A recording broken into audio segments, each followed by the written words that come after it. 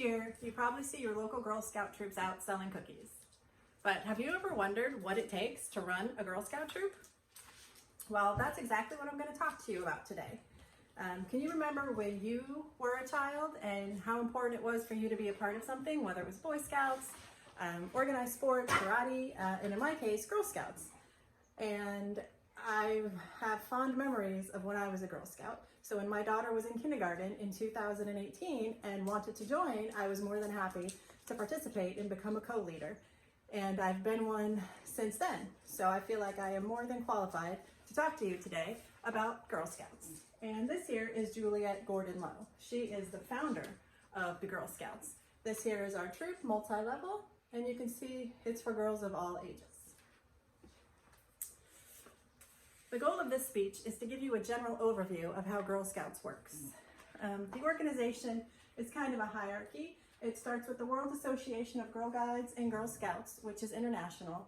And then we get into the Girl Scouts of the United States, which is all here domestic. And then it breaks down into states and into counties, into areas. We are Girl Scouts of Citrus, Ohana Service Unit, and our troop is Troop 276. According to the Girl Scouts of the United States, in order to start a troop, you must become a member, you must pass a background check, and you must go through all the required training. And then on the daily, on the regular, for planning field trips and events and activities, you have to submit paperwork to the appropriate level to get approval to do your things. You also have to do a financial accounting at the end of every year to show council what you are using the money that the girls earn on. There's also a lot of paperwork when it comes to fall sales and cookie sales, but we're not going to get into that right now. While paperwork is an essential part of running the troop, it's just not that interesting. So I wanted to talk to you about the fun part of the troop, which is leading. It's girl-led, and it's girl-led from what we learn to where we go and to how we give back. And as the girls get older, their participation increases. They can even lead the meetings, they can help with the paperwork, they can help with the planning, and all those fun things as they get older and their abilities increase. We generally work towards badges. So there's different levels, and the badges try and correlate. So if you have a multi-level troop like we do, we can focus, let's say, on first aid, and then everyone in the troop at different age levels can go ahead and earn that first aid badge. And sometimes it doesn't work out that way, so there's also what we call fun patches. So if there isn't a official badge that correlates with what we're doing, we can find a fun badge so everyone feels like they've gotten a little token for what they're learning. As far as badges, they're official and they go on the front of your Girl Scout vest, and the fun patches go on the back for fun patches. And we get those for like Gatorland or SeaWorld, or when we do things like that as well. A lot of places have patches for sale for Girl Scouts when you go on adventures. Another fun thing we do are swaps. And according to the Girl Scouts of the United States, it stands for Special Whatchamacallits Affectionately Pinned Somewhere. And how those work is we make them, and then when we go out and about into the world, we take them and we can leave them, especially at Girl Scout events for other Girl Scouts and other troops to find. And we also make them to exchange at events, such as our World Thinking Day, which according to the Association of Girl Guides and Girl Scouts is an international day of friendship.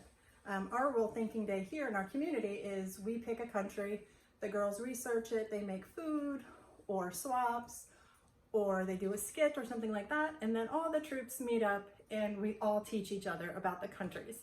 It's a pretty cool event that we like to plan for. That's my daughter Charlotte, the reason I do it. And so cookies, excuse me. As you've heard, leading a troop is full of learning, adventure, and sisterhood. It's a team effort and makes collaboration especially important during cookie season. Cookie sales start in our area in February. There are two different bakers of Girl Scout cookies. We have ABC Bakers, and then we have Little Brown Bakers. We use ABC Bakers in this area, and according to their website, this is the new cookie. It's Explore Moors. It's a chocolate sandwich cookie inspired by Rocky Road ice cream.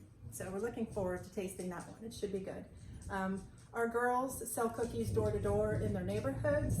They also do booths and also online. So you'll find it popping up in your social media with girls in the area selling cookies. And it's the bulk of our funding. So we sell Girl Scout cookies to fund our adventures, to fund our events, to fund our field trips, to fund our meetings, and everything is basically from cookies. We do have something called fall sales, which happens in the fall, and it's nuts and chocolates, but it doesn't give us as much income as the cookies do. We do get to keep about $1 per box for the cookies. The rest go back to the baker and to our local council to support all the things we do.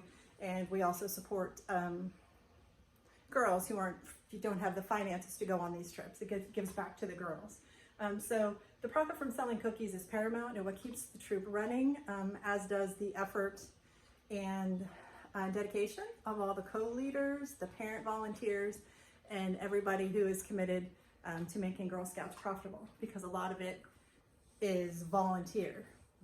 We all volunteer our time. A lot of people at council volunteer their time. So it's really just an organization of people who care about the girls and want them to have good experiences and grow and learn. To recap, the basic aspects are administering the troop, leading the troop, and funding the troop. So the next time you see Girl Scouts out selling cookies, you'll know a little bit about what it takes to make their experiences happen. You will also know that you are a big part of it, because without your support, we can't do very much. So please, if you see us out, support, support, support. And don't be afraid to ask the girls what their plan is for the money, because they will be happy to share that with you.